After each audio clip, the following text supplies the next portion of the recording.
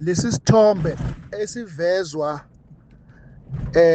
ku-Facebook wezivuthayo eMaputaland siyangihlupha ngoba laphaya kukwi-shelter lapho bekulungiselwe khona ingonyama, kwabekwa isihlalo sayo ngesikhathi kubekwa umhlanga. Ngenxa yokuma kwesikhathi eside iy'ngane lokhu y'bekwa umhlanga, kuze kwadonswa-ke iy'tulo zeplastiki ebezibude buduze nalapho bekwa khona umhlanga, ebezingahlosile ukuthi ngeza khona. UPremier-ke wadonsa isitulo eseplastiki laphaya ukuba acuphe kuso, nenkosi yakwaChiliza futhi ngale.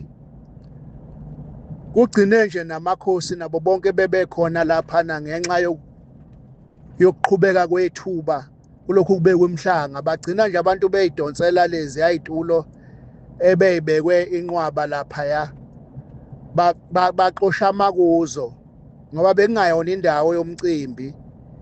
Inhloso lapha bekuwukuma, kwasho ukuthi ilanga-ke liyashisa. Manje lo oseveza sengathi bekunesitulo esinje ebesibekelwe uPremier, futhi enze ukuganga ngokuthi ashuthe uPremier yedwa, angabakhombisi abanye ebebedonse lezi tulo uba baqhwakele kuzo ngenxa yokuma isikhathi eside, ebesenze ngathi yinto ebihlelwe emcimbini, ihlelo luPremier.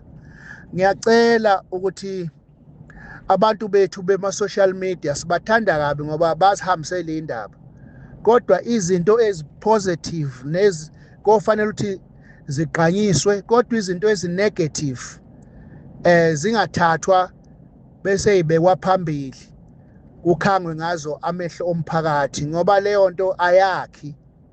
Angikholwa ukuthi i-social media eyokudestroya kodwa ingeyokwakha, ngoba i-Facebook ihamba isikhathi eside, ihamba indawo ende.